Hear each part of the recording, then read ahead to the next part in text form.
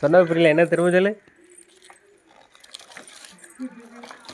ஜெயபின் நீ சொன்னது எனக்கு கேட்கல.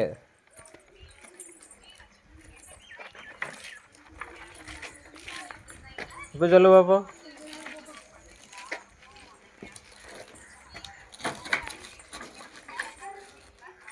இந்த சைக்கிளில் தான் ஸ்கூலுக்கு போவியா?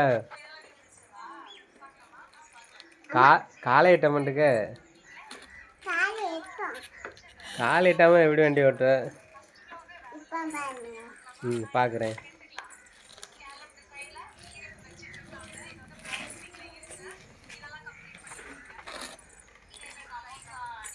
ரொம்ப கஷ்டப்படுறியே.